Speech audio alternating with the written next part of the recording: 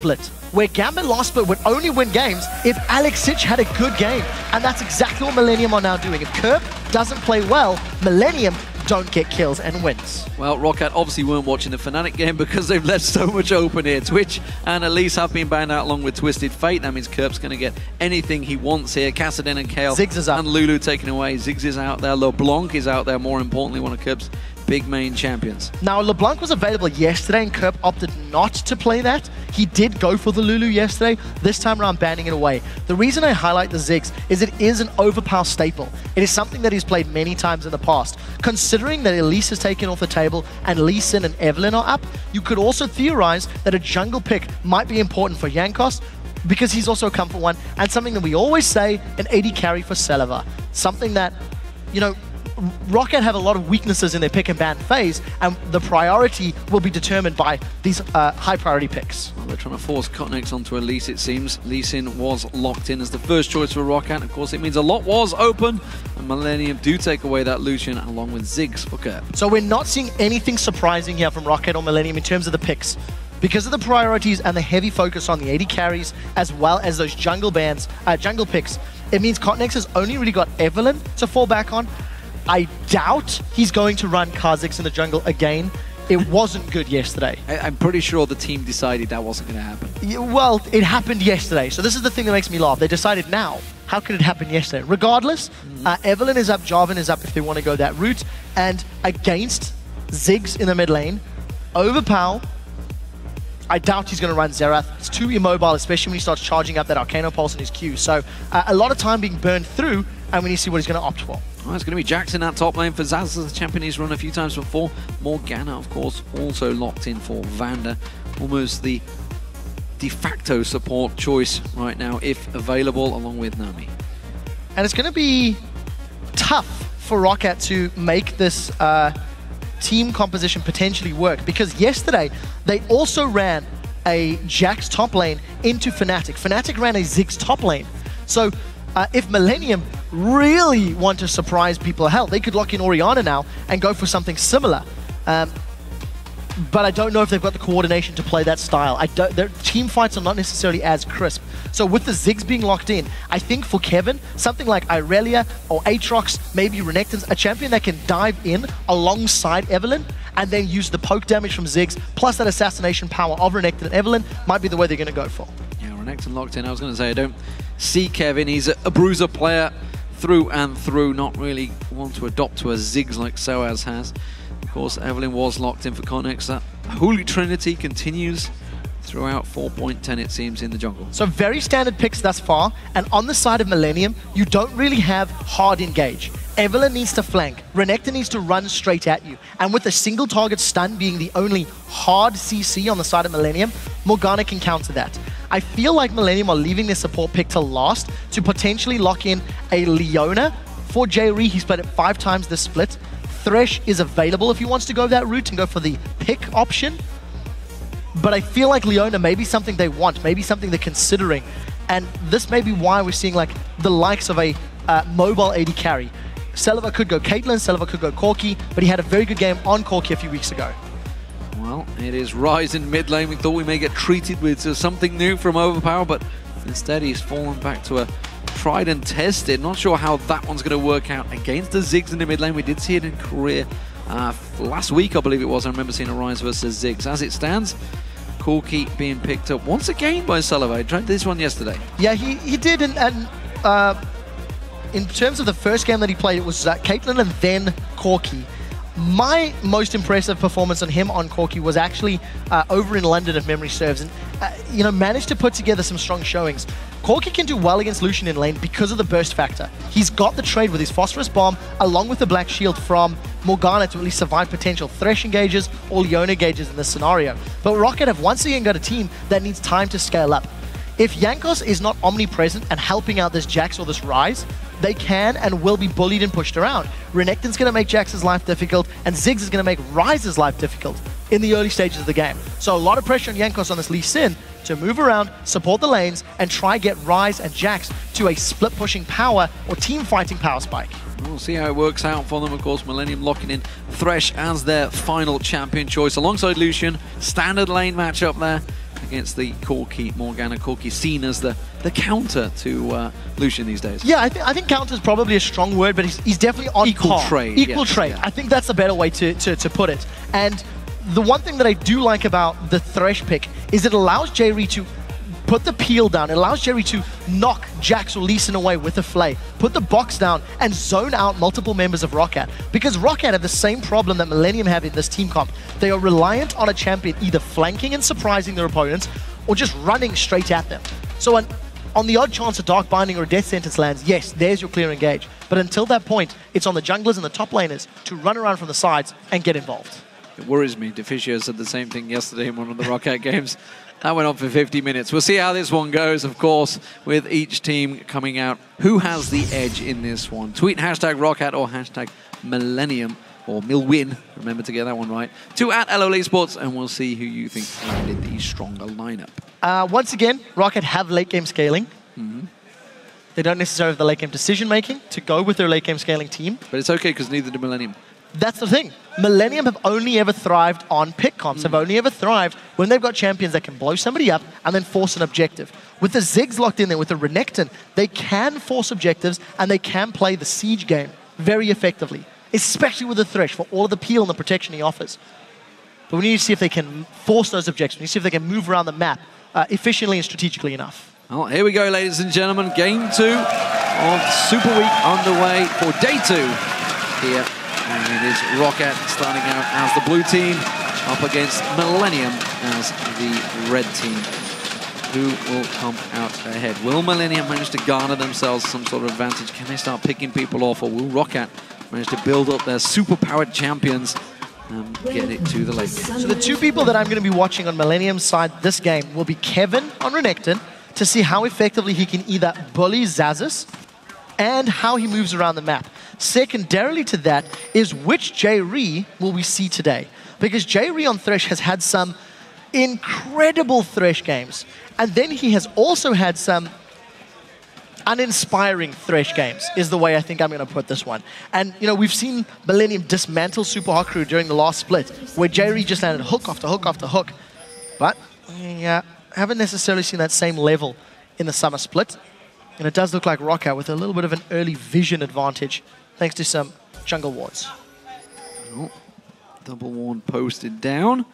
And ROCCAT moving in force, actually, for this one. There is a Millenium ward there, and it's going to get swept very early on. I actually didn't notice that one getting picked up by Overpower. Yeah, so ROCCAT with the psych out play, that's either going to force Millenium to use another trinket ward, which obviously gives ROCCAT the small vision advantage. In addition, it also makes them wonder, are they going to invade? Do they want to invade? Etc., etc. Nevertheless, the ward goes down, and it looks like ROCCAT are just going to double up, defend their own blue buff. Millenium starting on the red buff side of the jungle as the spawns are coming up. So no invades, no steals in both games of the day.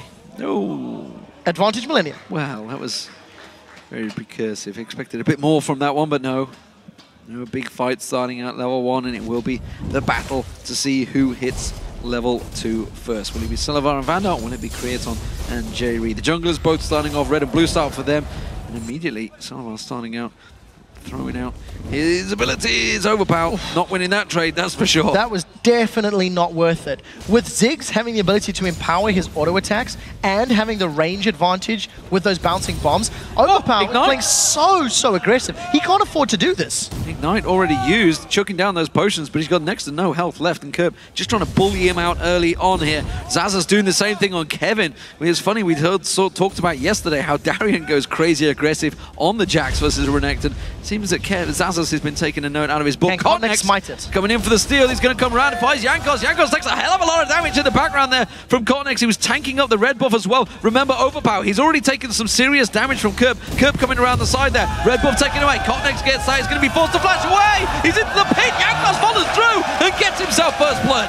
Now Jankos takes some dragon damage. Overpower, or Kerb rather, looking for some pressure. The hook lands onto Vanda. Oh, this is an early engage from Millenium. Do they want it? They catch the shot. Creaton gets himself killed on towards it. Vanda bouncing through. Double buff for Creaton, as you mentioned. Salivar taking some damage. J-Ree, the death sentence is not going to be up for a while. And that bouncing bomb catching on the side of the map. So it wasn't quite able to bounce on through and Salivar. That is a massive swing for Millenium. Yes, they did give up first blood because Kotnex was caught out. But Overpower now has no flash available to him. Vander has no flash available to him. Jankos has got no flash. So if Millenium can set up any ganks, punishing those abilities, that's going to be good for them. More importantly, you've given Creatine double buffs on Lucian. He is going to absolutely wreck this lane if Celiva or Vander try to trade with him. And I want to see how effective he can use these buffs. About a third of the cooldown has been already burned through. And I think if he can come back and grab a decent CS lead, he can bully Celiva and Vander around. Of course, getting that first blood could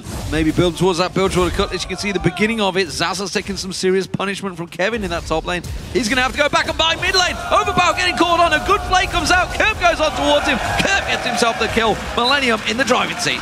Textbook. Overpower flashes to land the Rune Prison on Cotnex. Cotnex is going to be well aware of the timing available, and thanks to the fact that, Kerp has just got such strong range, that was an easy kill. Cotnex can rinse and repeat and just, keep getting those snowball rolling even further. Zaza's starting to miss out on a couple of CAs there. Bottom lane, we can see Vampire Acceptor was picked up by Kraton on that first back. Of course, he's got himself double buffs. Teleport from Kevin rejoins that top lane. Zaza's under pressure in that top lane as well. Both gone for Doran's Blade and Shield.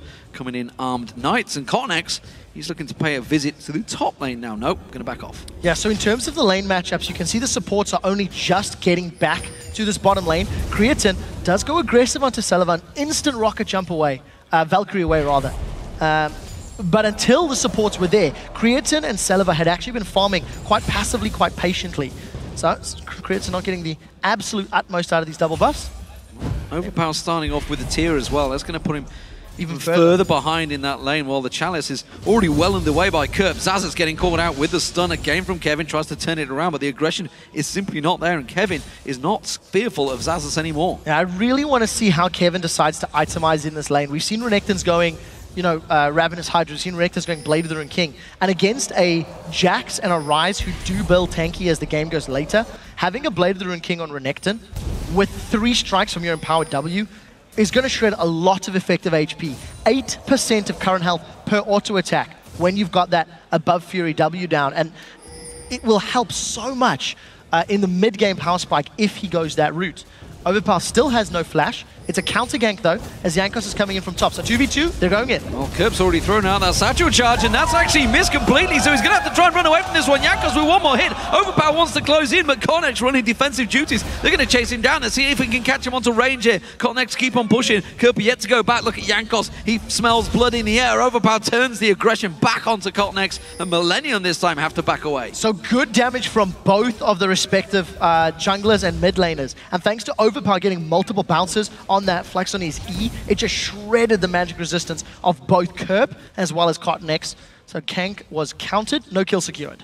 So top lane, we saw some pressure there. Cotnex is making a return visit. Remember, Overpower's flash is down. Kerp's is down as well, though, and that's dangerous stuff. Overpower can at least tank some of that damage. This time, Satchel Charge blows him in towards him. Kerp will go down, but Cotnex will get revenge. So good trading once again, 1v1. Jankos looking to contest with Cotnex, but you can see the focus. Cotnex definitely wanting to get Kerp ahead. If Kerp can get an item lead and a gold lead with Ziggs, he can punish the late game scaling of that Jax and that Ryze. So Millenium putting a lot of resources into that plane share, replaying super aggressive. Yeah, just dodging out, sidestepping away from that Dark Binding, not going to land. And Sullivan and Vander actually have kept up quite nicely in this lane, despite the punishment they had early on. Death Sentence not landing again. Kraton's double buff has now worn off.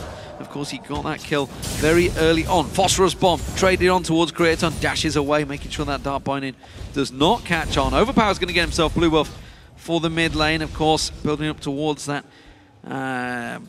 Catalyst of the Protector. Into So got this here on there. Rod of Ages will be picked up. Kerp is going to clear out himself a pink ward. Successfully accomplished.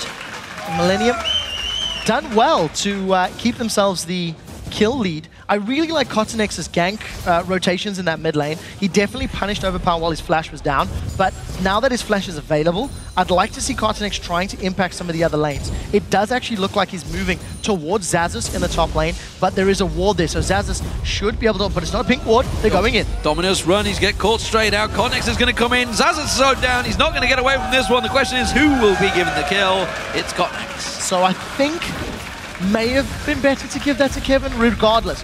Very well played. Kevin was able to bait Zazas into a very big fight, completely engaged. And, you know, just all too easy, really, for Millenium to grab themselves that kill. No real pressure on any of the towers. And I think Millenium will be happy with that. The more time that they have to get Cottonex ganking and get Cottonex roaming, the happier that they will be. And they've got a CS lead in every single one of their lanes. So Millenium just pulling further and further ahead. And this is something ROCCAT have struggled with a lot. They always fall behind at 10 and 20 minute marks against their opponents, especially in recent games. It's something that the European teams have to look at, and if you think back to Season 3 World Championships, it's something that all of the European teams suffered from, falling behind in lane against the Asian opposition. Of course, that's a worry because coming up soon will be those World Championships. They are getting ever closer. We're already halfway through the season, ladies and gentlemen, so it's not too far away now, even though you may be thinking, looking at your calendar, thinking the October finals date that has been gifted out there is a long way away.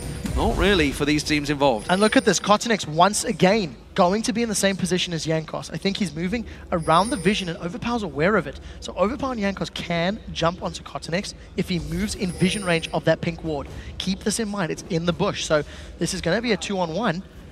But you can see something's up. Cottonex playing very defensively. The moment Kerp left lane, he had obviously called that Overpower wasn't there, and nothing comes of that potential gank. So good read from both teams, I think. I think they saw the pink ward going down, which is why Cottonex was sticking right against the edge of that map. They're making sure he didn't get spotted out. Instead, didn't go aggressive, backs away. Who will be going aggressive? It's going to be Kraton in this bottom lane. Lantern was thrown out there, not going to get taken.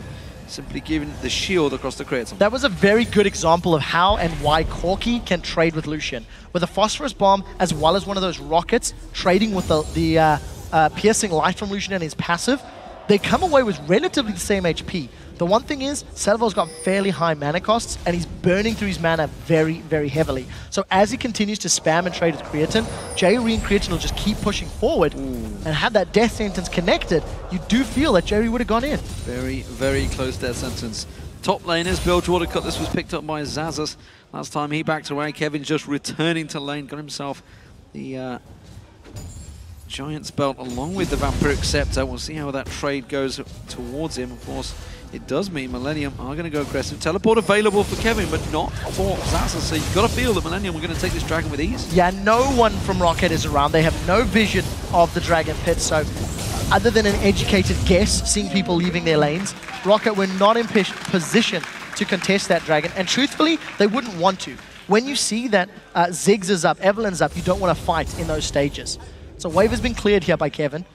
And this would need to be a very aggressive dive from ROCCAT. There's no minions yet. Overpower got spotted. Overpower just showed himself, yeah. Yep, he stepped out. That was an overpowered gank, definitely. That was a novice mistake, honestly, from Overpower. That's clearly showing the pressure that is on their shoulders right now to keep getting victories. Zazas has pushed that wave in towards the top tower. Kevin is just going to be very cautious in his approach, but Cottonex, of course, showing that Overpower's up there. He knows Jankos would have been alongside him. It gives him time to come in, clear up the pink. Yeah, definitely. And if you look at the last backs, with the Dragon, the kill, Creatine has got a Blade of the Rune King completed at 12 minutes on the clock. He is 700 gold ahead of Salivar. And if you're going to compare combat effectiveness, Salivar is going to be 100% reliant on getting an ability damage, followed by a Sheen proc, and then trying to back off. Because if he gets into an auto-attack battle with Creatine and his Blade of the Rune King, Creatine is going to destroy Salivar. So I expect Creatine and Jerry to get more aggressive in this bottom lane, and I wouldn't be surprised to see Cottonex trying to set up some ganks because of that big power spike. Salivar's going to have to be cautious. He hasn't got Vander alongside him right now, so Jerry could honestly just come along and zone him out. Now Vander does rejoin. We'll see how this trade goes between them. Top lane is very clear between them, so nothing going on up there right now. This is the absolute focus, this bottom lane pairing, now that Creatine has that new item. Yeah, and we'll see how that works out for him in terms of this top lane. Cottonex again repeat gank, and Zazas, can he get away this time? Well, Zazas did have flash available to him last time, didn't use it. This time, Agony's Embrace does not catch on Zazas, and he may well be able to get away. Hey, diving on towards a Jax on a turret is a dangerous thing at the best of times, and this time, Flash was burnt and saved. Well, at least they got his Flash, so Zazas can be punished for it later. There is a fair amount of damage on this top lane turret, so had Zazas backed away, Kevin and Cottonex could have taken it down. Zazas does have the support of Jankos, though, so Tower is defended for the time being, and this is definitely one of the longer laning phases that we have had. 13.5 minutes has just been at single dragon, and the teams look fairly content. It's interesting to see Millenium let it go this long because of the fact there's a rise in the Jax at scale. 2v2, here come the junglers. Oh, he's going to have to slide away. Kevin almost caught out, but he goes back aggressive, and straight away Zaz is in trouble. The kick from Jankos simply launches him to the side, and still the kill goes the way of Millenium. J-Ree can turn this around if he wants to. Dark binding on J-Ree. Let's see which way he's going to go. Sullivan Black Shield, a great hook on Vander. J-Ree follows through, throws down his ultimate. The damage from Kraton still not really focused there, and Sullivan are actually putting down more damage than Kraton. Yeah, definitely the case, but Kraton wasn't getting too many auto attacks, and he held onto the culling as well. What they did do is they burned Flash from Salivar and Flash from Vander. So even though effective HP is in favor of ROCCAT, Millenium come out ahead in terms of the summoner spell trade. Kraton taking some damage from that phosphorus bomb, forces him back away. Let's see how it works out for him. Jankos coming around here. He's going to find J-Ree. J-Ree already in a dangerous situation, pulls the wall down, will spot him out there. He knows he's got the support of Kotinex, and they're thinking of going towards a death sentence. Didn't throw it out. Overpower looking to try and zone Kerp away from this blue buff area. He's going to have to run through mines. What are you doing, Overpower? He's going full on aggressive. He's completely got out of position. Mega Photobomb not even close to landing from Kerp there. The Ignite going down. Overpower diving deep on this one. He will get himself the kill, but where the hell is he going to go? Here comes Kotinex. He's coming in from behind. The rest of Millenium are trying to respond. Look for Kraton and J-Ree. They want to find ROCCAT. Oh, J-Ree caught out. Jankos putting the damage down. Overpower comes in. He explodes him. And now the Dark Binding catching on towards it. Kevin teleports in, slides on through, and takes down Overpower. And well, Millenium having a couple of mistakes there as Overpower just goes insanely aggressive. Very sloppy play, I think, from both teams. Overpower obviously going very, very deep without much support from the rest of his team. He tower dove past the inner turret in the mid lane. Millenium were also unable, that's close, were unable to react. Not only did ROCCAT come out ahead, 1 for 2 in terms of kills, they also got the teleport down from Kevin because Kevin was forced to respond. So tower secured as well as red buff. So a lot of action very quickly, and ROCCAT showing signs of life. ROCCAT committing to plays, regardless of their strategic value. One thing is absolutely sure, you cannot leave a Jax alone in lane for too long, because Zazas, you can see he's already on the tower in the top lane. He's taken down the top outer turret. Now he's still putting some damage on towards the inner turret. He's already shredded half the hit points off. Absolutely going horrendously wrong for Millenium in the lane phase there. ROCCAT just gaining everything from that crazy play of Overpower. All of that was just for a red buff. That was what Kevin teleported down to do. Yes, they're going to kill an Overpower, but they stole a red buff away. And I do feel like Kraton was very hesitant on the culling. You've seen him just use the culling there to clear out the minion wave, and he didn't use it in the fights that had landed previously. He did have enough mana for, the jungle invade and the jungle combat, but he's just playing safe, holding on to it. There's a lot of vision for Millenium, so this should be a fairly safe invade. 2v2, no AD carry. Salivar going to be the focus. Now they're going to turn it straight towards Vander. Soul Shackles is pulled out there. Kraton's still not with them. Not too sure why they're going into this 2v2. Kotinex going to try and put the damage down on towards him. Quickly turns it back around on and towards him. And that was incredibly bad play from Millenium. I don't know what they're doing right now. Kotinex, I can only theorize, wanted to avoid the Soul Shackles stun.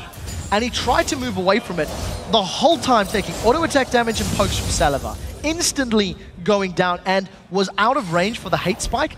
So he couldn't actually kill Salivar at the end of the fight. So Salivar gets away, gets himself his first kill of the game, and he grabs himself a red buff. It's all just a little messy for both of these teams at the moment, and ROCCAT are the ones that are coming out ahead.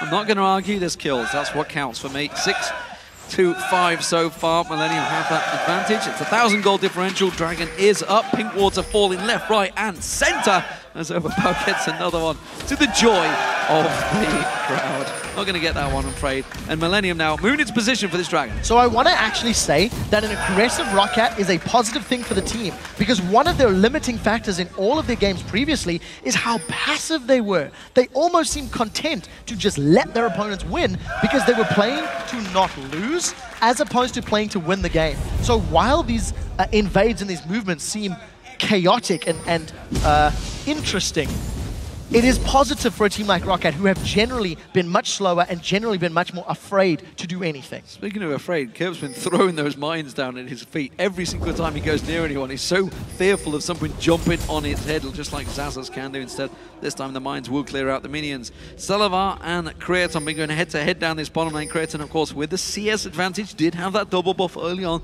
so not too surprised by that one. Mid lane, Overpower, he's fell behind on Kirp, but got himself those 2 kills and assists. Yeah, and it is something you do also expect in terms of that match. Next, he's found Selavar and Jankos. This time around, Jankos kicks him away. Mega Inferno Bomb not going to land, completely whiffing out there, and that's a couple of big spells burnt by Millenium. Yes, but they did get the Dragon's Rage kick out of Jankos as well, so the engage power is not there if the Dragon fight were to break out. A lot of the AoE is down, so I feel if a fight were to break out here, the pressure's on J-Ree to get a good box and to zone ROCCAT out. Let's see how effective it is. Teleport coming in, didn't see exactly, he's coming back, see behind them, so Overpower's the only man that they're chasing away here. Creaton was zoned out single-handedly, flash jump being caught out with the counter strike. Creaton taking very low on this one, they're going to focus on towards him. The question is, can Millenium react? They managed to catch down a support. Selavar dives in towards them, Zazas comes in, pounces on towards Connex. Connex going down, ROCCAT trying to back out of this one. It's a 2-for-2 fight. But with Zazas and Overpower still alive, you've got to feel ROCCAT are the stronger of the two. Look how aggressive he's going. Straight in towards it. Dead Sentinel's pulled in. The rest of his team not on the same page. Now the counter strike comes in towards Kevin. He goes down. Connex gets another kill. On towards Overpower right off the side there. Connex taking so low. Jankos on towards J-Ree. Zazas does not get Connex down. It's a 3-for-3 in the end. 3-for-3 in the big picture, and another team fight that is just all sorts of messy. Creaton was completely out of position. Take a look at this. His whole team is running up through the river. Now, yes, you can't really predict a flash leap strike engage from Zazas, but Creaton should never have been that far away from his team to begin with. I like the box usage from J-Ree, albeit it may have been a tiny bit too early. He could have afforded a few more seconds to be more disruptive in this sort of mid-game or mid-fight stage. And another scenario, Overpower now decides to pull a Creaton, and he just commits by himself without the support of his team, which obviously ends up costing him his life. If ROCCAT didn't have such strong duelists, this could have gone worse. But both teams making a multitude of mistakes and coming out even in terms of kills and gold at the end of it. Yeah, you got to wonder if Overpower had have gone in with Zazas, then suddenly it would have been different. Here we go again, ladies and gentlemen. Binding landing, J-Ree this time going to focus up. Sullivan caught in, death sentence on him. ROCCAT have to disengage. The question is, can they? Kevin's going to try and catch on towards him. Mega Inferno Bomb only catching on the back side of Jankos. This time, Millenium will get that dragon. So this time around, it's ROCCAT with a positional error. Even though they were throwing out all of their CC, it ended up being somewhat of a bait. They landed the connection onto J-Ree, and as ROCCAT moved forward, their whole team didn't commit. You needed Overpower and Zazas in the front line. They weren't. Selavar gets caught, so Millenium get the second dragon of the game.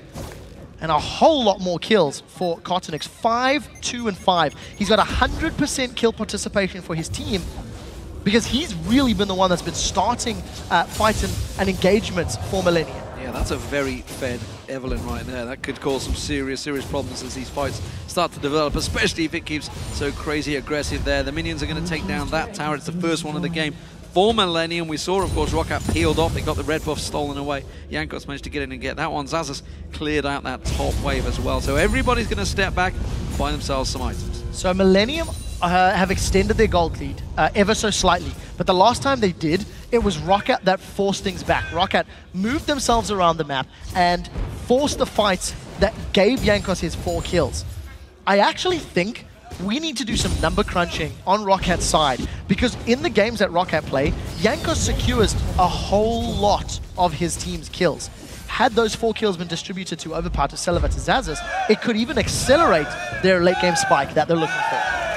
A lot of Ward fans in the house today, that's for sure. That's another one going down. Vander this time helping out on that one. Aegis Legion actually, first item completed correctly for Vander, so interested to see. The supports, of course, have changed a fair bit in 4.10, and that is one of the items we have seen them falling back to.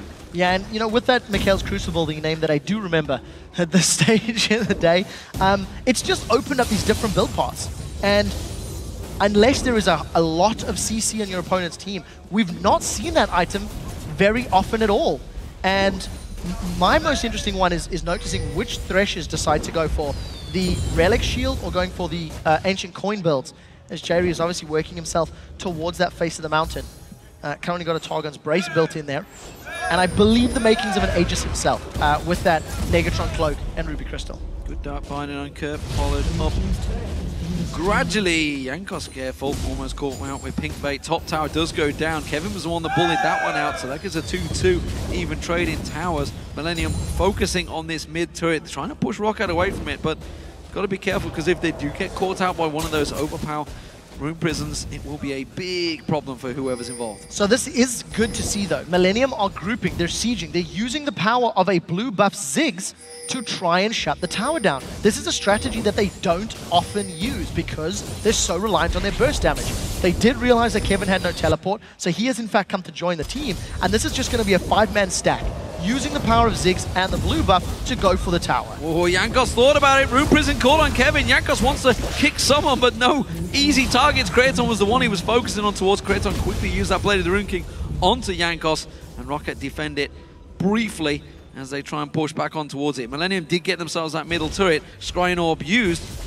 Xaxus looking to get involved. Very important to actually note that Xaxus used his teleport for the impending team fight, and Kevin was able to slice and dice to safety, and we actually seen Kraton using his Blade of the Rune King, but it's not going to be enough to defend this inner turret because Xaxus, again, he's looking for a fight, and the rest of ROCCAT, they're returning the siege with a siege of their own. Yeah, the Connex is actually looking to flank around himself, so if they were to push too hard, he would have come around the back. So cautious play from both of these teams, but with that tower not there anymore to back them up, ROCCAT are suddenly feeling the need to back away from this one. They're also lacking a little bit in the vision, as are Millenium. If you look across the board, the siege has been going on for so long that all the wards have timed out and everybody's having to get back out there and get themselves some vision to start pushing the waves. Kraton is going to farm out this big bottom wave. Yeah, if you contrast this game to the previous game, you can really see a difference in the number of wards being placed. We're at 25 minutes on the clock. There are 4 sweepers on the side of Millenium and hardly any wards in their inventory. They really need to get some river and jungle vision for plays, and I expect that to happen in the next 30 to 40 seconds in anticipation of the dragon fight. Both of these teams have attempted to fight around the last dragon, and they should both be aware of the timer. So let's see if ROCCAT can put their hands on it. Keep in mind though, Kevin's got teleport, Xaxus does not. So it'll be up to Xaxus to move himself into the right area of the map to be relevant. Pounces in there, doesn't quite catch Kevin, sliding away. Kevin 2-0-5, going about his business quietly at the moment in that top lane, whereas of course Xaxus almost got that Trinity Force complete, will be getting stronger as this game rolls on through. Overpower as well, we saw it of course with Selfie yesterday for the Super Hot crew. Those Rise will become strong. Everybody knows it. Everybody's seen a late Rise. Once they get incredibly strong, all items built up, they are very tricky to shut down. Unless, of course, you catch them out like Frogman was doing. Yeah, if you can position yourself correctly, you can focus them down. You know, Overpower, he's got that Rod of Ages, he's stacking it up. I think it's actually getting very close to completed. Is completed, in fact, along with that Seraph's Embrace. I want to see where he goes with his tanky items, because there is a good mixture of both physical and magic damage on the side of Millenium. So, you know, a Frozen Heart would not be a bad idea. Reduce the attack speed on this Blade of the Rune King Creatine. The only problem for ROCCAT is they do need to get through those death sentences, Agony's Embrace, minefields. So we'll see if they can make that work for them. Now, Millenium, 2v2. 2v much more now, as ROCCAT have got support. Doesn't look like they're going to get their hands on this blue buff. Yeah, taking that blue buff away from Overpower is a pretty big deal, that's for sure. Jerry hooks on towards it. Millenium are looking for a full fight here. They've got a ward down. Celeba's not there. We can see Cotnex, he can smite this one away and will take it, and that's going to take it off towards Overpower. Jerry caught out, Dark Binding on Cotnex. He's going to be the focus, has to use that Agony's Embrace to get the shield on him, and slides to safety on the Lantern. Yeah, so I think at the end of the day, it was Cotnex that smited that blue buff, did manage to get his hands on it and nick that away from ROCCAT. And all of that happened because of the fact that Saliva was shoving out the bottom wave. Saliva was getting rid of those minions and trying to force Millenium's hand. So Dragon is up. Again, not all that much vision. So teams are playing with instincts and spidey senses. Let's see if ROCCAT can look to engage, because again, there's no super hard engage with the exception of that Counter-Strike. Millenium dangerously grouped up close together there. Xaxus was eyeing up another flash counter-strike on towards them. They bought themselves some time in this mid lane. ROCCAT take that turret down there now, even 3-3. ROCCAT is still pushing here. Millenium are slow to react to this one. I think this is going to be a trade in a turret for Dragon. Yeah, definitely going to be the case. Curb did use his Mega Inferno Bomb, but I doubt it's going to be enough. You could see that Overpower was in fact tanking the objective. So Dragon for inner turret. ROCCAT, I think, will probably be happier with that trade. They will be able to start team fighting for the next Dragon or the following one, but they've got the inner turret down in the mid lane, which allows them to rotate for buffs. But now all of a sudden it's ROCCAT who caught with the pants around the ankles, and Millenium looking to siege. Well, remember, Overpower tanked up that. Of course, Celevo was taking a lot of damage, so they can't get involved in this one. Overpower caught out around the side. Connex, vision given to him, but Millenium, they're going to try and get themselves in the inner turret, but ROCCAT are there, all trying to defend this one desperately. That tower going down though, and Millenium get themselves another. They are even at 4-4 apiece. Both mid lane turrets all down. It's just a little bit of a comedy of errors here between teams. You know, Millenium opt to go for Dragon, ROCCAT punish by going inner turret. ROCCAT then slow to back away and defend their tower, so Millenium punish. And it just seems that every time one team makes somewhat of a misplay or is out of position, their opponents do punish them for it. So, you know, good play from Millenium to at least bring themselves back ahead again in gold. But it is still a small gold advantage, only 4,000. And at some point, ROCCAT are going to start doing very well. ROCCAT's Jax and Ryze will start punishing the likes of Renekton and everyone. The main thing it seems to be is they're more reactive plays rather than actually thinking ahead. They're not deciding, this is going to happen, so we need to make sure this and this is covered off to prevent us losing out on it. And they just seem to be not doing that right now. Millenium going to try and force the aggression once again. Dark Binding, knock the land. Pink Ward being cleared out, and that Dragon that's taken away. Baron, vision from ROCCAT. ROCCAT are going to maybe sweep in and try and do the same. 30-minute mark about to be reached by these two teams. No CS records being hit despite the crazy aggression. 18 kills actually now. That was actually in about 20 minutes. We haven't seen a kill for the last 10 minutes. Yeah, and it's also Overpower that actually gave up both of those CS records. Overpower's playing Lulu into Orianna and simply had no lane presence. Has done a better job on Ryze, mostly because he's been the target of Kerb's auto attacks and poke. So Kerb hasn't been focusing as heavily on that CS. Ooh, that death sentence went wide. Jankos should be able to walk away. Millenium again looking to set up a siege. We need to keep our eyes on the mana pool that Kerb has got available to him. He's picked up that Void Staff, and I think Millenium can theoretically siege. They just don't want to get jumped on or flanked by Xaxus. That's the big thing for them. So side vision is very important for them. Yeah, side wards for ROCCAT. Oh, Jankos this time around caught out with the stun. Hooked in as well with the death sentence. A lot of damage going down towards him. A good flay. He does manage to jump away from this one. There was no follow-up. Too early on the flay actually from Jairi. If he had hesitated to try to interrupt that safeguard, could have worked out in his favor. Nevertheless, does allow them to force Jankos away. So they've... Nope. No, it just looks like clearing up vision. Yeah. You know, if they'd done more damage or killed Jankos, maybe they would have started it, considered it. But it's one of those situations you actually don't want to clump up because there's a lot of AoE damage from Ryze and from Corki with the Gatling gun, the rockets, the phosphorus bombs. Connex, he's got two. This time Agony's Embrace is used. Mega Inferno Bomb catching both of them where they stand. Jankos goes in aggressive though. Connex taking a hell of a lot of the brunt of the damage there. Creator wanted to get the vision on towards them to finish them off, but they've got to be so cautious of Xaxus flanking around the side. Two flashes burned on the side of Millenium from Cotnex and from Jairi for that engage, and they don't manage to pick up the kills onto Overpower and Saliva. They were able to get away thanks to the tankiness that Overpower has actually built up for himself. But again, Millenium trying to punish ROCCAT for being somewhat out of position. ROCCAT just shoving out the wave and getting collapsed upon. I think we're going to be in for a Baron dance of fairly epic proportions here between these teams because of the fact that they're relying on their opponent's mispositions to be punished by their, you know, either flanks or they're just straight up, I run at you, bro, to start a fight. Well, bottom lane pushed in. That's going to get reacted to by Xaxus. He's got his home guards. He's going to steam straight out of there. Still no tanky items built up by him. Mercury Treads, of course, to prevent himself getting locked down too long. That wave is going to get cleared out. Kevin himself got that teleport up. Overpowered this time. Blue buff is picked up. Baron started off. Scrying Orb not available for ROCCAT. It was used early on. They will get vision though. Here comes the teleport. Xaxus coming in. Jankos tries to get a little bit too close, but immediately is forced away by the Cullen. He hasn't gone down yet though. Baron being peeled away from by Millenium, and this is a delayed fight. Zazas once again is waiting for the counter-strike to come back off cooldown. J-Ree getting caught out with the Dark Point, and there's the Mega Inferno Bomb catching onto two of them. ROCCAT's going to get focused on towards, but the damage is going down nicely from Overpower. He's still alive around the side there. Kevin does manage to get himself one kill. Celebar replies, he goes back on towards Kevin, gets himself a second, and now it's a 2-for-2 between the two teams. ROCCAT have to peel away from this one though. 2-for-2 and completely even. Top laners and supports going down, and Millenium do not pick up the Baron. So ROCCAT a little late to respond, forced to use the teleport. So in the grand scheme of things, Millenium could potentially play a split push game to try and take advantage of that. ROCCAT and Millenium are just throwing everything at each other, and because neither team can 100% lock down their opponents, all of these fights just get messy. Celebar is untouched as Millenium are trying to focus down Overpower and Zazas, and Overpower manages to get away thanks to that very beefy shield from his Seraph's Embrace. And you have to give props for Celebar. He had a good positioning. He got a lot of damage down with his Trinity Force and Infinity Edge. So, you know, it's good from both sides, but it is also sloppy because they're not getting onto the same targets and not focusing down quickly enough. Chunk of pink wards being picked up by ROCCAT. Let's see if they can make use of them. 59% of you now, that vote's down to definitely swinging.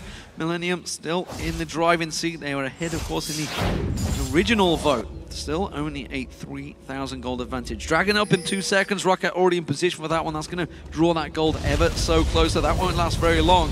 And actually, Millenium might get caught out of position if they try and go too hard on this one. Yeah, there's so many members of ROCCAT nearby. Keep in mind, Kevin can join the party as long as a ward goes down. But there's not that many wards on Millenium's side.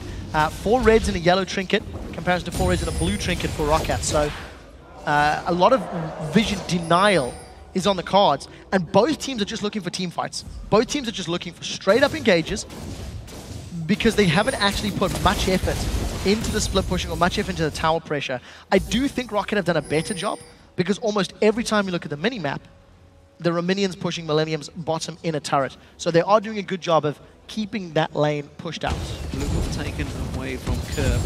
Be a problem. See how the cooldown affects on him as ROCCAT continue to farm out just about everything close by. Celebar actually down the bottom golems, taking that away. But again, Millenium have got no vision of the jungle area of even themselves. They've only just warded that out. They've really just got those few wards. And ROCCAT way ahead in vision right now over Millenium. You can see they're sweeping out, making sure they've got the Baron pit covered off here. And Millenium, without a scrying orb, have to try and get them some vision in towards this river area. Zaza's trying to jump on towards Kevin. He's just going to slide away. He's got the support of Cotnex. Not going to follow through. All too easy for Kevin. And while ROCCAT do have the vision advantage, let's see if they can use it. Because having the vision advantage means you either punish your opponents for missed positions or you pull them into areas you want them. Cotnex gets spotted out, so you're going to have a 2v2, but I think Overpower and Zazas would most likely come out ahead in that particular scenario. So, again, it's just both teams battling over vision supremacy, not necessarily battling over objective supremacy with vision, if that makes any sense. Kevin, there's our pink ward, and Millenium just brute forcing their way in. They've grouped up, and they're going to take over. Baron pit control vision shortly. Yeah, ROCCAT simply stepped away from that one. Didn't want to fight for it. Let Millenium come in as a 5, sweep through, clear all the wards. I think we could have predicted that. 41 minutes is ROCCAT's average. I reckon they're going to do it again time. now, and ROCCAT are going to come in and put all their wards down. So you see, like this is the point. Instead of making use of the vision to try and bait, like if ROCCAT wanted to pull a Baron bait, they could have backed away, allowed Millenium to get all the way up, and maybe lull them into a false sense of security. Try push out the waves. But because Zazas doesn't have teleport available, ROCCAT don't really have that. We'll send someone away and we'll make you think the teleport time is long enough to cause a problem. And unfortunately, neither team is really demonstrating any sort of ability or tactical plan to take their opponents. This is actually potentially a problem, although Jankos starting out the Baron himself was not the whole issue. ROCCAT could try and sell him a dummy and actually 2-man it with Zazas and Jankos. Oh, definitely the case. Zazas with Blade of the Rune King and that Trinity Force can shred through Baron with somebody tanking it up. And, you know, even with the sort of engaged long-range spells connecting, nobody is around to respond. Nobody's around to make a play happen. I would love to have seen Millenium trying to push out the bottom wave or push out the top wave and pushing the mid. You know, just get the power of Zig's bombs under a tower in your advantage. If Millenium had more wards, they could ward up the blue or the red side of ROCCAT's jungle, and then just try and pull ROCCAT towards them. Use the peel and the bombs and the range of Ziggs and Thresh. Now, Kevin, not even at threat because Jankos doesn't want to boot him backwards. You don't want to kick Renekton into the middle of your team. No, they're going to go and clear that top wave, clear out the wards, and do the same again. Rinse, repeat. This is honestly a serious problem that the bottom teams always face. And you look at the likes of SK, despite the fact, of course, they did just get destroyed by Alliance. They do not generally have these problems. They know ways around it. They see, they read the game 2-3 steps ahead, and it seems that Millenium ROCCAT, they're just simply reacting and not reading the game. This is the thing that teams like Alliance and SK and Fnatic yesterday do, is they force a tower. They will go through the jungle, they will take advantage of your lack of vision, and they will just sneak a tower away. With the amount of armor that Cotnex and Kevin have built up, they are easily able to do that. Saliva is in the mid lane. This means Millenium want to go in. Let's see if Xaxus can get away. They catch on towards Xaxus. Good dart binding. Xaxus steps away. Saliva's on towards the inhibitor turret. That's going to be Xaxus. Oh, he jumps away with the counter strike. No, he's going to get caught with the Mega Inferno bomb. The Wolf catching on towards him, but that's going to be the inhibitor turret going down. Saliva catching onto that. Millenium only got a kill. They didn't get the Baron. They didn't even go towards it. And Saliva and Overpower, they've taken the inhibitor. Millenium totally caught out. Jankos stopping Cotnex in his tracks. Vanda's coming around the side. That's preventing them from backing away. And ROCCAT finally make a play. Yeah, with the super minions in that middle lane, that's going to give them the tools to make the plays that they want. And Millenium committed so many objectives to that kill, ultimates rather, to the kill.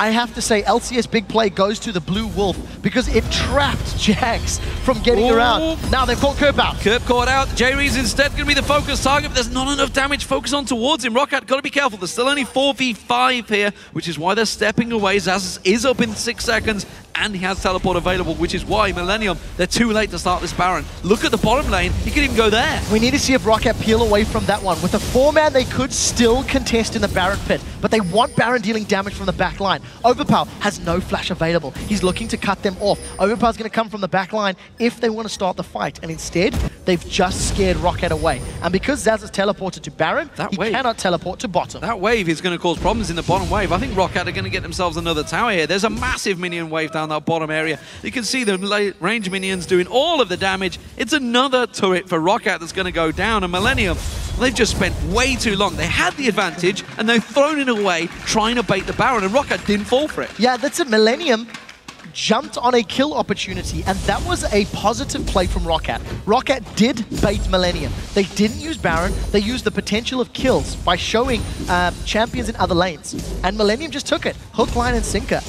Now, with super minions in the middle lane, the pressure is once again on ROCCAT to do a similar thing.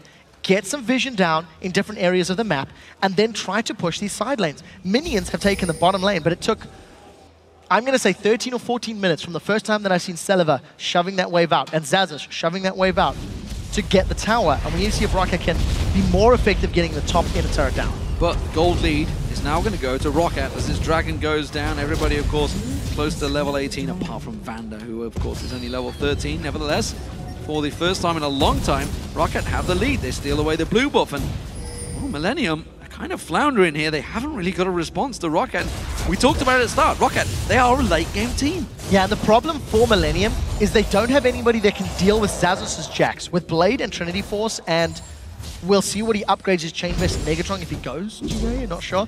But regardless, with his tanky stats and the damage he can put out, he is a great one-on-one duelist. Renekton does have an item advantage for the time being, but very shortly will not be able to handle Jax alone. So super minions have been shoved out. Millenium are forcing ROCCAT's hands.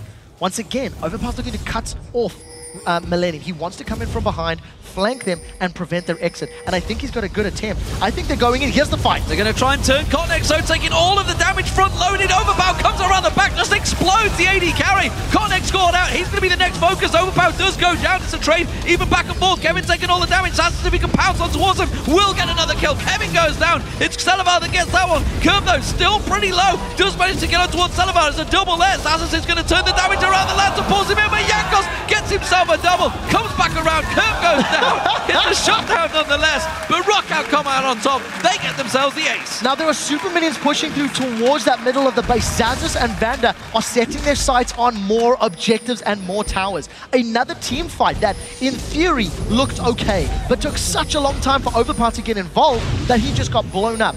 So the two things to note, Creator in the back line is about to get melted, and as he gets shut down by Jankos and Overpower, the rest of Millenium are able to get some good damage and split up the team of ROCCAT.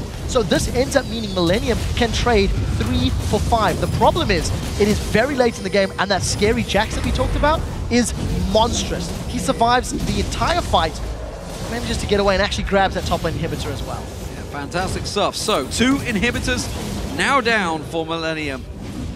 That advantage they had, they must be looking at this game. They need to check out the replays and think, what did we do wrong? We stood around and we basically cleared wards for 30 minutes. What did we do wrong? Not a lot. What did we do? Nothing. That's the problem.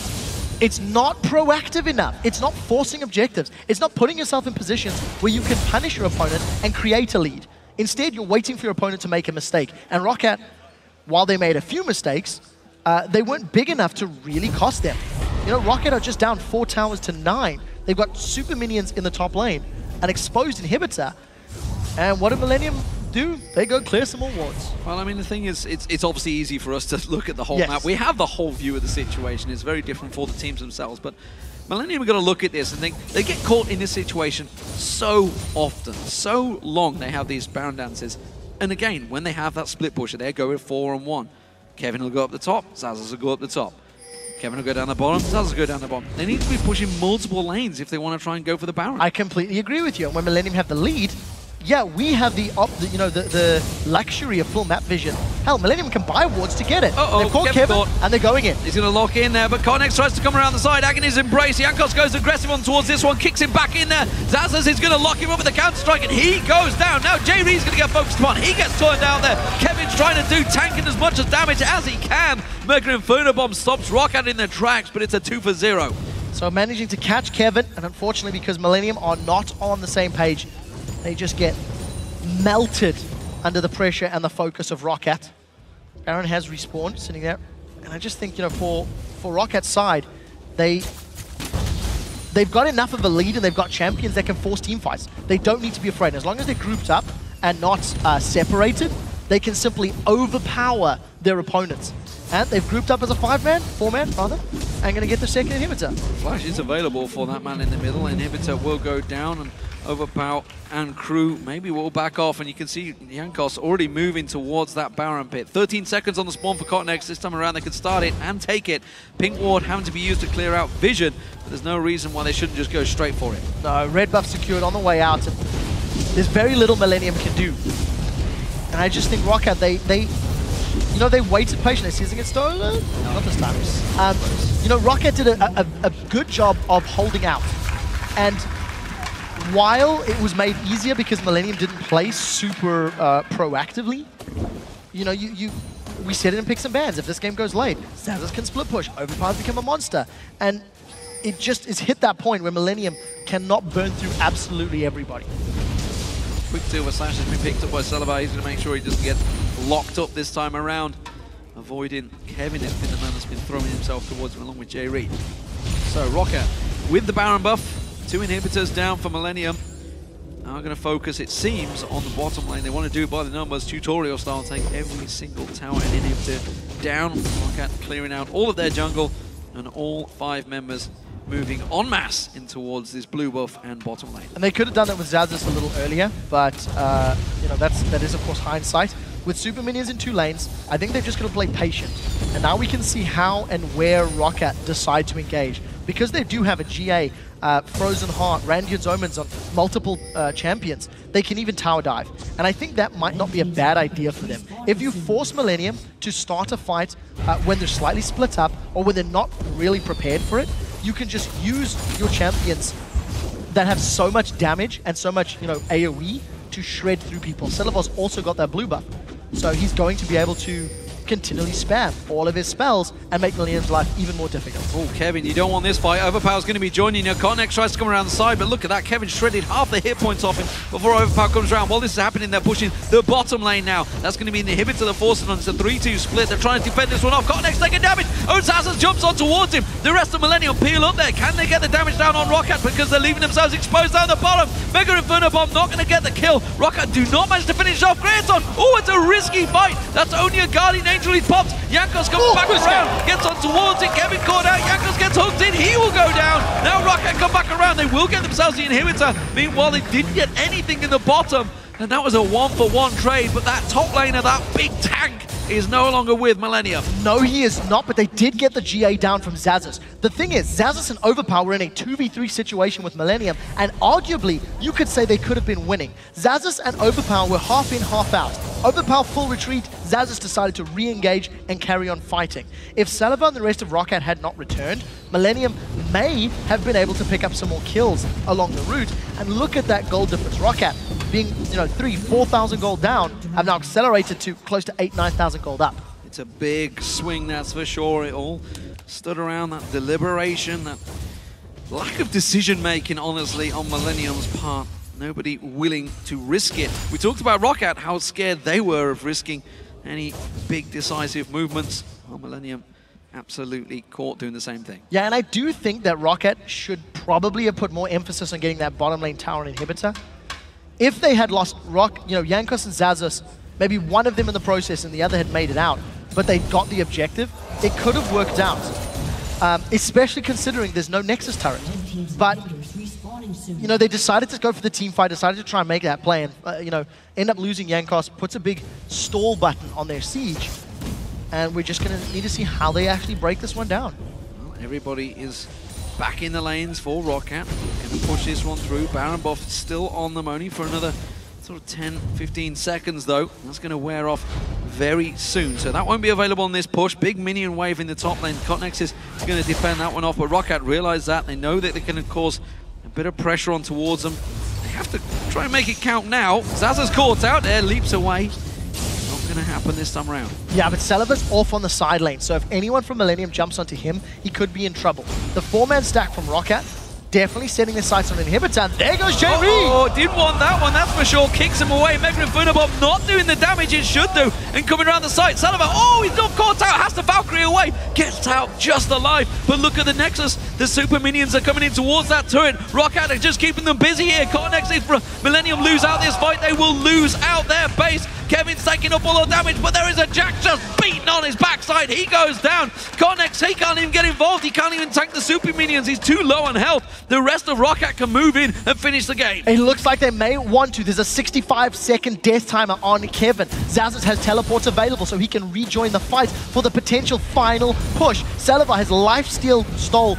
Got a lot of HP back from minions as he gets the bottom inhibitor turret, and ROCCAT may be setting themselves up. Xaxus has rejoined the fight. Inhibitor going down. Jankos and Overpower on towards that one, that middle wave. Bottom wave is also being punished. You can see Saliva putting the damage down on towards him. Overpower gets that one down. Super minions continue following through. They're in the top lane, they're in the middle lane. ROCCAT keep on pushing through. That one Nexus turret just needs a quick breath of air. There it is. He's going to see going towards it. Xaxus takes down that bottom inhibitor. He's going to move on through Millennium in desperate fails. Now, Kevin, 24 seconds until he respawns. ROCCAT keeping the pressure on towards Millennium. Cotnex doing what he can in defensive duty. Still no Dark Binding will land. The Millennium. I'm not sure ROCCAT the nail, but I don't think they can do it. ROCCAT haven't got the memo that you've got to hit the next one. They finally jump in. J-Ree's down. This is the final fight. Can they keep them at bay, though? The culling coming out from Craton has a lot of damage on it, but just not focused. Curve gets caught out. Sonya's hourglass pop there. Saliva does go down, but Curve will follow. Jankos now. Kevin respawns. Get out there, but good. Lock up with the Rune Prison. Overpower trying to catch on towards him. A lot of damage back and forth. They need to keep the super minions off this Nexus. For now, Millennium survive. ROCCAT need to hit the damn Nexus if they want to finish the game. They dwindled, they waited, they tried to get the super minions up before committing to a fight or before committing to blowing the Nexus up. And because of that delay, it allowed Millennium to get a lot of damage down onto ROCCAT and for Kevin to respawn. So that ends up giving them a 4v2 for a few minutes time. You can see ROCCAT have regrouped, they've spent some of their money, and they may want to reapply the siege. There's still fairly high death timers on the side of Millennium. ROCCAT just really struggling to get that final hurdle dealt with in Creatine. He can't even deal with the super minions. Yeah, he's struggling here. He needs the help of Kevin. He's pulling him towards the fountain instead, though. Not going to hit the Nexus. The rest of ROCCAT moving in force here. Zazas comes around still. Death Time is on 3 members. And Millenium having to use everything. Grayton's got to be careful. He gets kicked back on towards the fountain. They're focusing on towards Kevin. Kevin tanking everything up here. They've got to be dangerous here. They're going to go straight on towards the Nexus. Zazas takes it down. And ROCCAT take the win over Millenium. It wasn't pretty, but it worked out. ROCCAT making Millenium lose 3 games now. 3 out of the last 4 games for Millenium have been losses.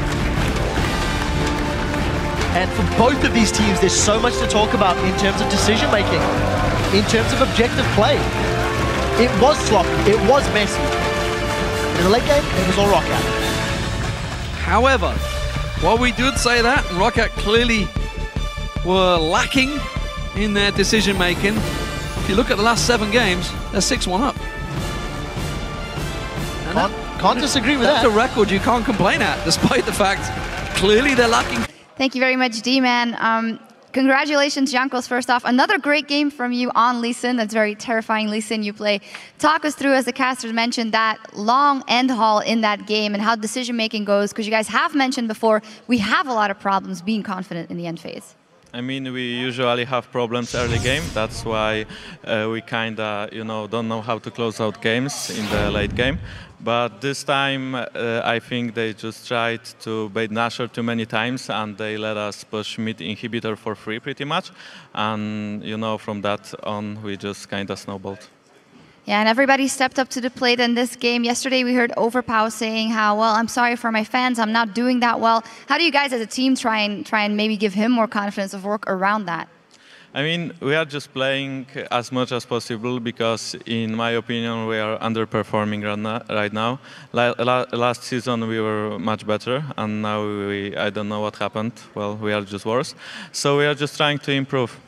So last season, when you guys had a couple of losing games, I noticed that same demeanor in the way you guys were like, oh, we're doing bad, but you're 6-1 right now, so it isn't that bad at all. Where do you think that comes from, and how can you turn it around? Because you should look at the bright side. I don't know, maybe we are just playing worse teams. I mean, Alliance and SK are pretty much the best at them, and we play them next week again, so we are probably going to, go for 2-0, easy wins. And I don't know. We are just trying to improve, and every week we are better, so we get few wins. Chin up. You can definitely beat them. That's what you think. Well, thank you very much. Thank you. All right, we're going back to base to charge up our side stones, but when we come back, SK Gaming takes on the Super Hot Crew.